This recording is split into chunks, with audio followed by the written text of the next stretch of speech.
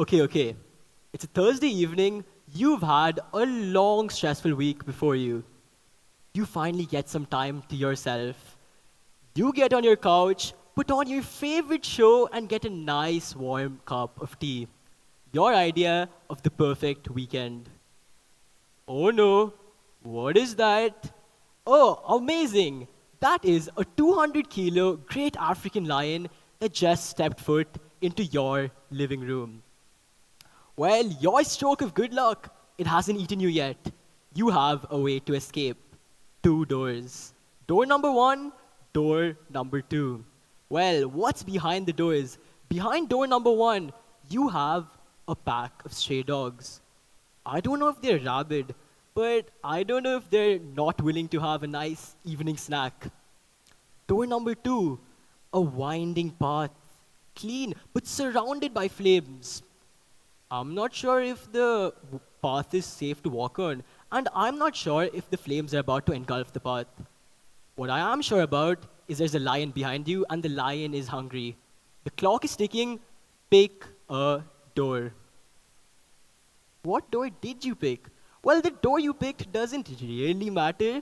What matters is why you picked that door and how you came to that conclusion.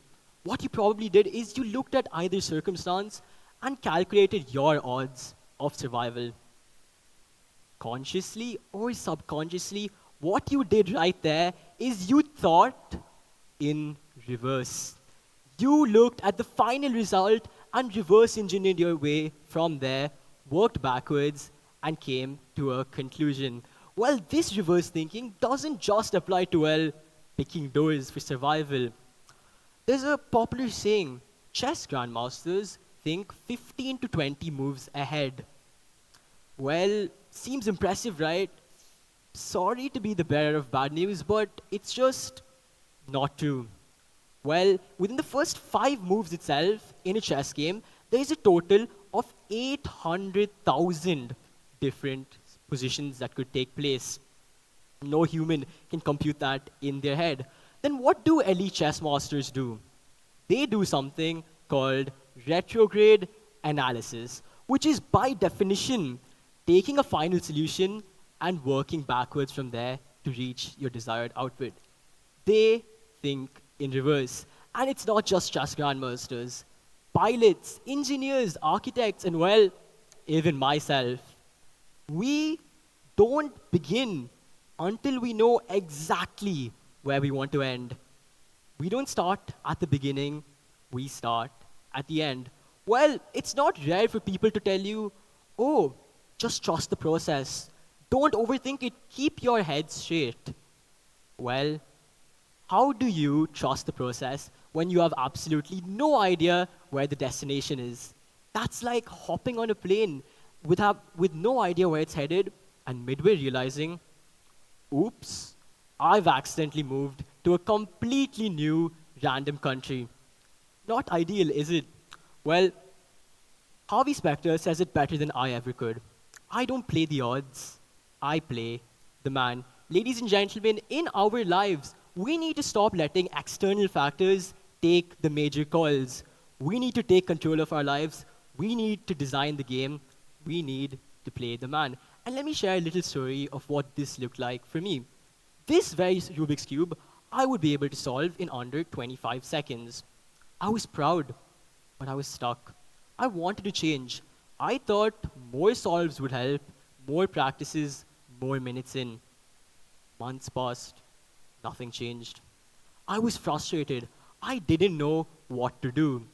One night, I decided I'm going to write my last page first.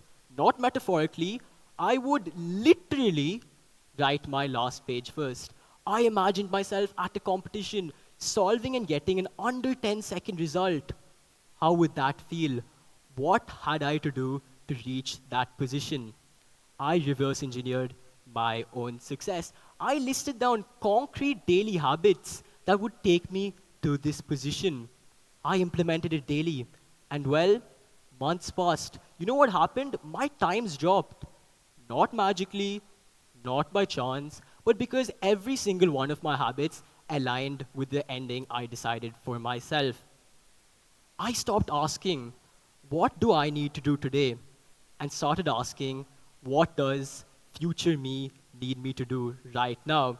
And well, take a look at this Rubik's Cube. Right now, it looks a bit of a mess, doesn't it? Well, it isn't, because I know the ending. And when the ending is clear, the middle simply becomes child's play. Did you see that? That was not talent. That was not chance.